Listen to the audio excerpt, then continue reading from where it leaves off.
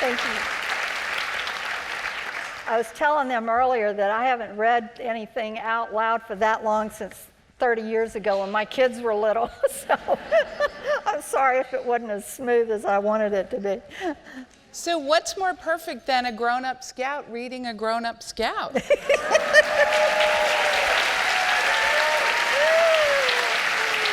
Thank you.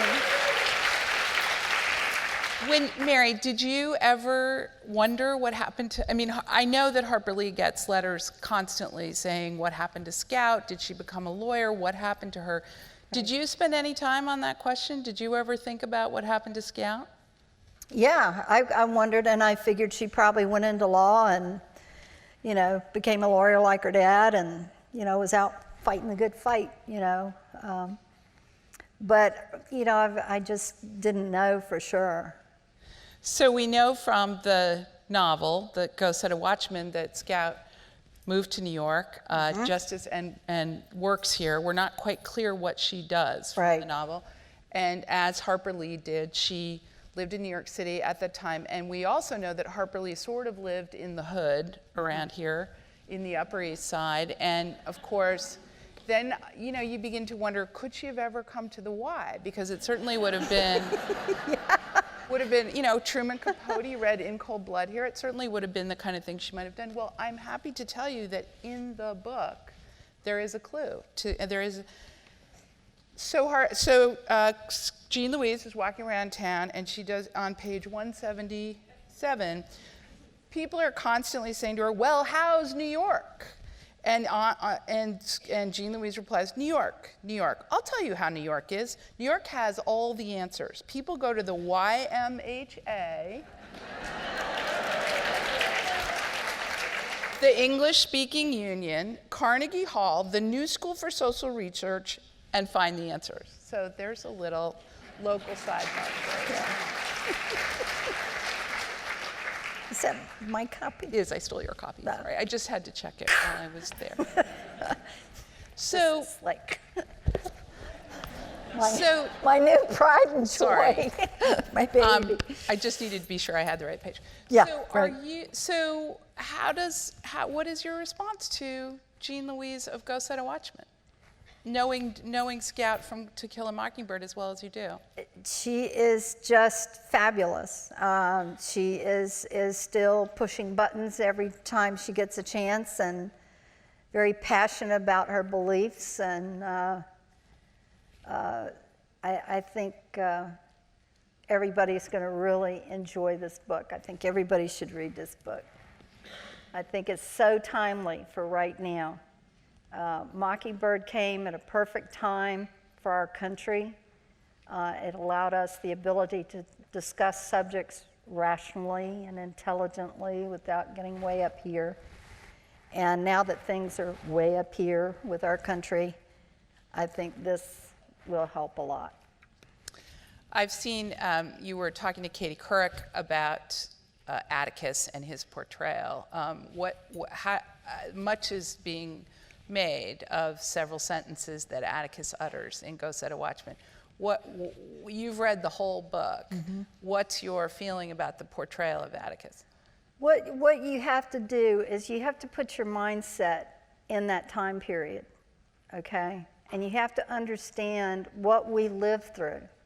I, being from Alabama, can testify to this about the way you presented at home and the way you may have to present in public.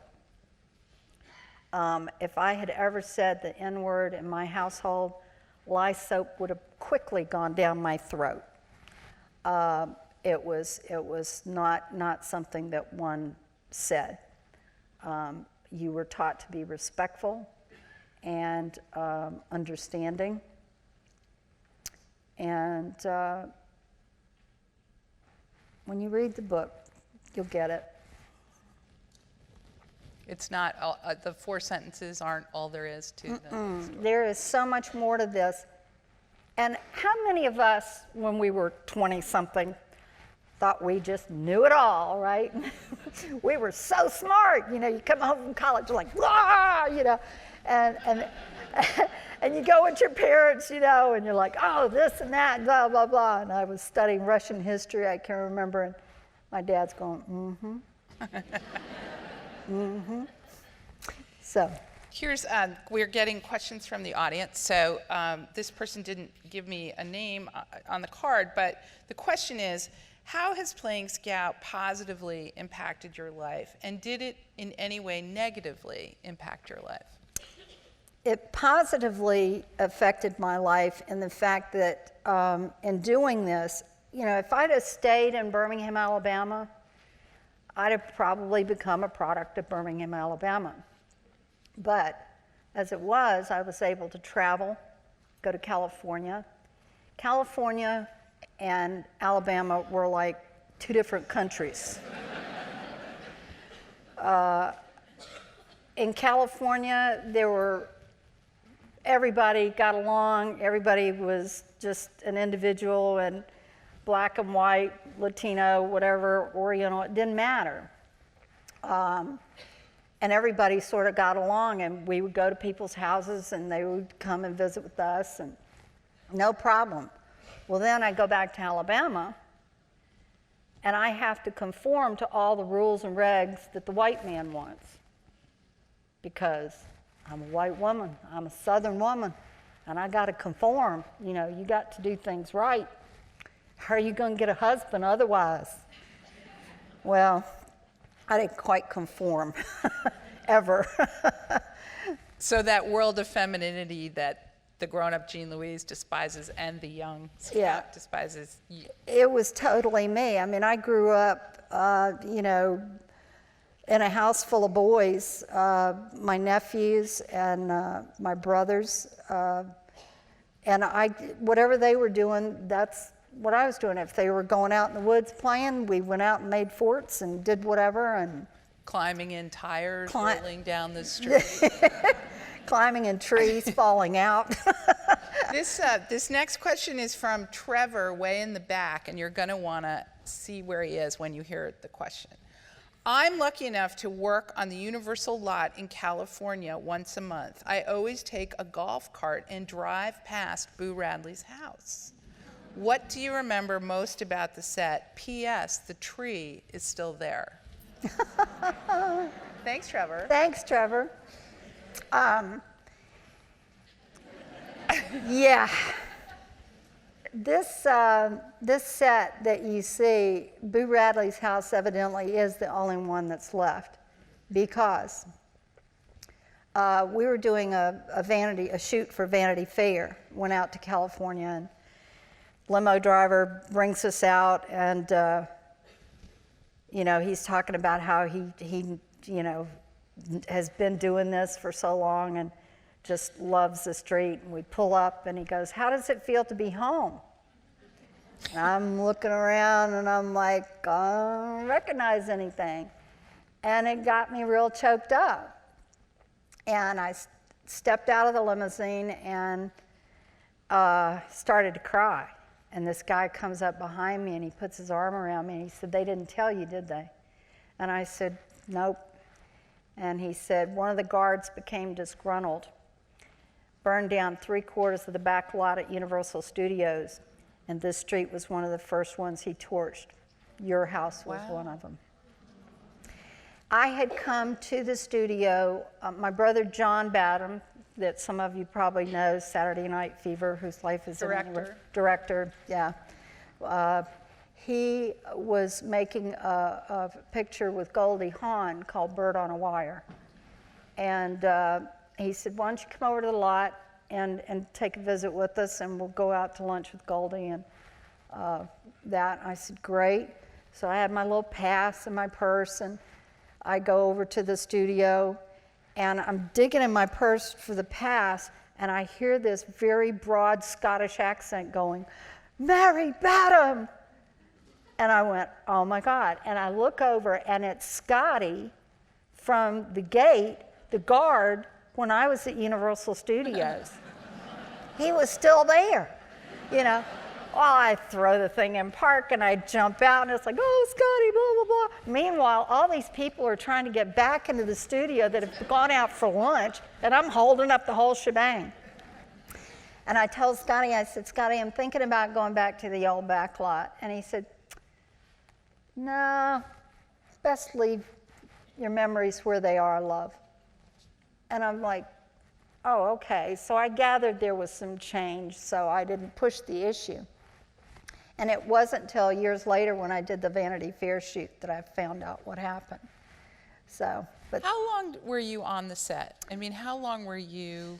it was about 5 months that we took to film this. They took their time with it. And see, Philip and I were non-actors. We'd never done anything before.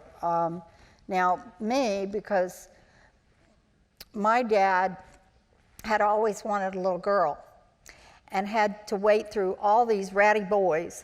And then, you know, finally at 60 years old, he gets his little girl and then doesn't know what to do with her.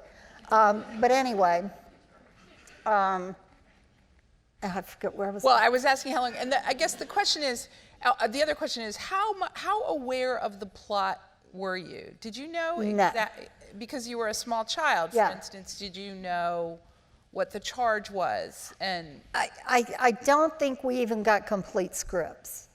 I think they gave us just what we needed to know and the bare minimum. So what did you think the movie was about? Well, you know, us. I mean, I kind of knew, sort of, you know, that there was a trial. He was defending somebody. He lost, blah, blah, blah. I knew that. But as far as detailed stuff, no. I mean, you know, and as kids, we're not interested in that stuff anyway. So here's a new question from an audience member. What was it like to work with Robert Duvall? Was he friendly with the child actors?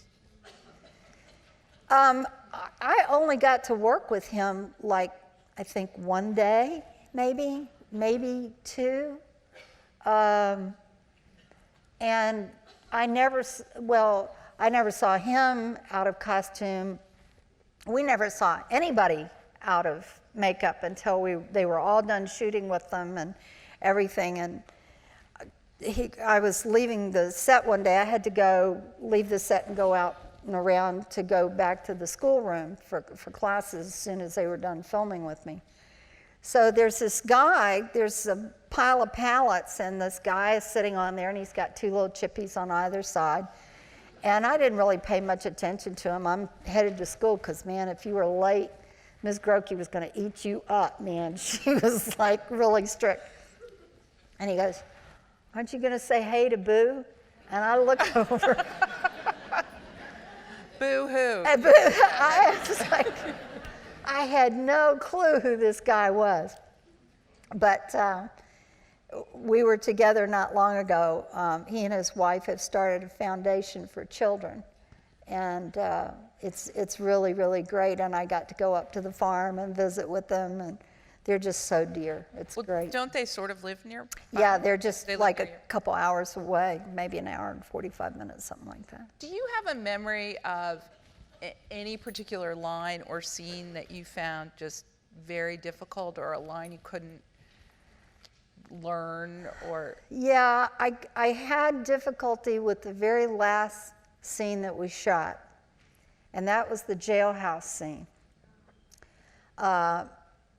I had no trouble with my lines up until that day. And I knew that this was the very last day of shooting. Now, I had had nothing but fun the whole entire time. I was having a blast. Didn't have to, you know, deal with a whole lot. You just have fun. And we went to do that scene, and for some reason, I just could not spit the lines out. Because I knew at the end of this day, I was going to have to say goodbye to all these people that I'd fallen in love with. They were like family to me. You don't work very closely for 5 months with people without becoming very, very attached. And so I just couldn't get it right. Bob Mulligan calls, cut, let's take a break. And so I go back to my trailer, and my mother's standing there in the doorway of the trailer waiting for me. Young lady, do you know it's almost 5 o'clock? Do you know what the freeway is like at 5 o'clock? These people want to go home. Do you know how much money it's costing every minute that we're on overtime, you know? Okay, yes ma'am, okay, I got it, I'll go back. So I finally was able to get back there and spit it all out. And but is that, hey, Mr. Cunningham, I know your boy Walter? yeah, that whole mob scene thing. And it was a tough scene to shoot, and I was so bad. Oh my God. The poor man who I had to kick in the leg was an ex-highway patrol officer. He had been in a motorcycle accident and lost a leg. Mary, make sure you don't kick this leg. Kick this one. This one's the fake one. You can't hurt that one. You can kick it as hard as you want. Ruh-roh. Oh, which leg did Mary choose to kick? Oh. Here's a question from Robin Jones in the audience. Do you remember your first meeting with Ms. Harper Lee? Would you mind sharing your strongest memory of that meeting? I think it was on the porch. We did a photo shoot around the swing, I think. Well, there are those photos. There are those photos. I had no real memory of it until seeing the photos. That really brought it back. But what she said to me, what I said to her, I have not a clue. Not a clue. But you've seen her other times. Oh, yeah, since then. I mean, it's so funny because there's all these stories about, Miss Nell, and, she doesn't want to see anybody, and she's a very private person, blah, blah, blah. I'd heard all this stuff, and I believed it, so I didn't press the issue, and I was down in Monroeville, and I kind of tentatively put it out there that I'd kind of like to go by and see Miss Nell and say hello. Well, they told me how to get to the house, and I drove over there, and there was a car from Mississippi in the driveway, and I chickened out. I turned around and went back. So I didn't go that day, but went to see her in the nursing home, and I told her, I said, Miss Nell, I'd heard all these stories about you that you don't like, interference and, to do. And she says, young lady, don't you ever come by here and don't say hey to me. Yes, ma'am, you got it. No problem. I can do that. So ever since then, everything's been fine. Another question from the audience. Tell us about your Atticus. My Atticus. My Atticus was the most wonderful man. Gregory Peck was truly Atticus. What we got at home was what you see up on the screen. He was kind and loving, and he listened. He didn't ever preach at us. He talked with us, not to us. There's a difference. And he always made us feel loved and appreciated. And he was just incredible. I mean, he was one of the best daddies in the world. And I lost my parents very early in my life. My mother died 3 weeks after I graduated from high school, and my dad died 2 years after I got married. And I didn't get married till I was 21 because I promised my daddy I wouldn't. But losing both my parents so early in my life, Veronique and Atticus really stepped up to the plate and helped me through a lot of stuff. And it was nothing for me to pick up the phone. What you doing, kiddo? You studying hard? What you reading? He was just great like that. And I often joke with people that I had reverse Oreo daddies. Oh my. And I mean by that my dear Brock Peters, who played Tom Robinson, was my other daddy. And he also really helped in my, being a role model for me as a parent. So I had my daddy and Gregory Peck and Brock Peters. So my reverse Oreo daddies. Did it take you a while? You were a young, you were a child, and did it take you a while to understand that you had been part of something huge that had a tremendous impact that people were still talking about? I'm sure 20 years after you'd been in the movie, and I know it took you a while to read the book too. I didn't read the book until after I had my daughter.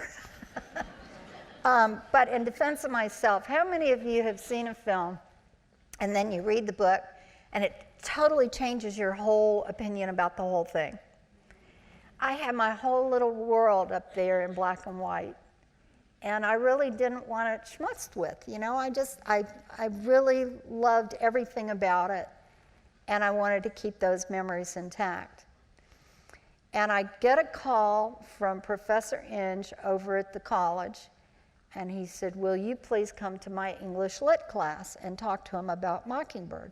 So I don't know what I'm going to talk to his English Lit class about, but okay. He said, "Well, let's meet for lunch and we'll go over the details." Okay.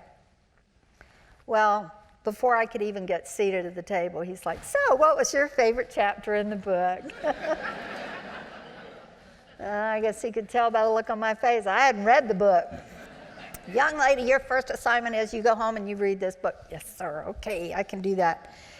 So I go, and here's all these people that I had no knowledge of, and much all the deeper minor characters. Yeah. Dolphus, Raymond. Aunt Alexandra, none of those people that I have any inkling of before. So it was really great to read the book, and then you get so much more insight on Boo and Miss Maudie and all these other characters that were so pivotal in the film. So you spend a lot of time going to classrooms, talking to kids. Here's a question from a middle school teacher in the Bronx, and she who says, "My kids, brave woman you are, my kids love To Kill a Mockingbird.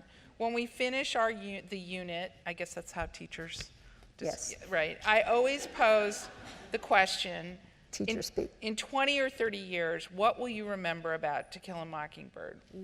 And the question asked of you is, what will you remember about To Kill a Mockingbird?" Boy, that's a big question. It seems like a simple question, but it's not.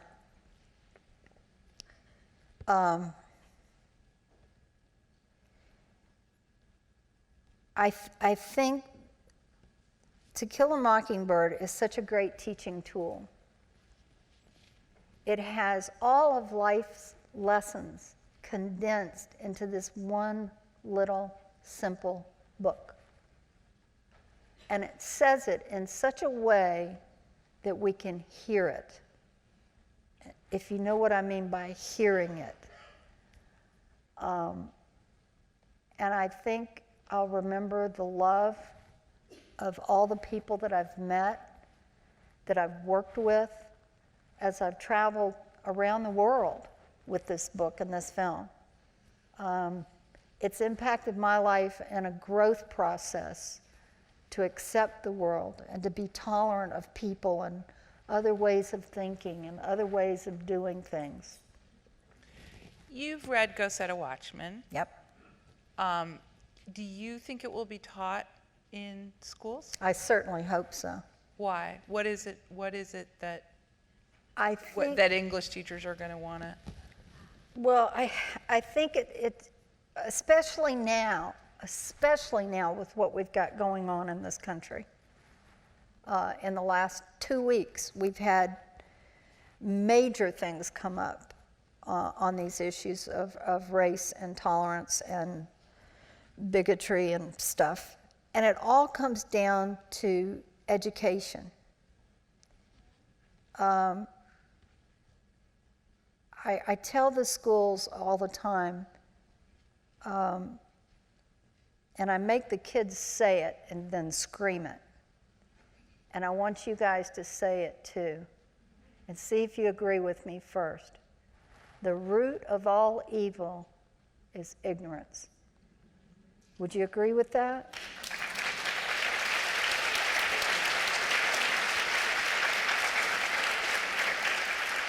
Let's say that all together. Ignorance is the root of all evil. Okay?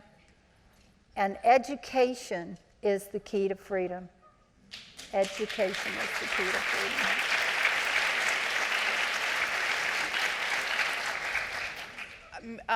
I'm not sure everyone here has had a chance to do their speed reading of Go Set a Watchman. Can you speak to anything, any chapter, anything in the book that particularly that you want to share? Oh, well, I can't really go because a lot of you haven't read it. I don't want to give anything away. Well, for instance, Scout, just for instance, Scout gets a little drunk. Yeah. Yeah. Just a little. Just a little. She hasn't changed a whole lot through the years. I mean, usually when you have a personality, you kind of hang on to it through the years, and so you're gonna see Scout just in a more adult form. Just 3 fingers of whiskey, nothing much. But it knocks her socks off. It's good. This book has so much humor in it, okay? I mean, there's stuff that will make you cry 1 minute with upset, and then there, like with the first chapter that I just read to you, I got it and I was so excited about it, and one of my gals in the office, I was reading it out loud to her and got real choked up and had to stop when she said that Jim had died. That I wasn't ready for. That just really hit me so hard. And then the next minute, screaming, both of us with laughter and having tears streaming down our faces over some of the other bits of it. It's just, she can do that. She can take you from high to low in a half a second. It's really brilliantly written. And some of it is so poetic. It's so beautiful.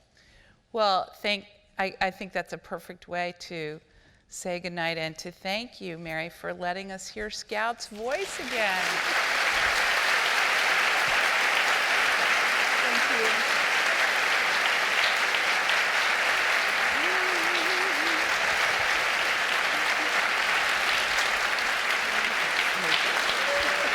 Mary.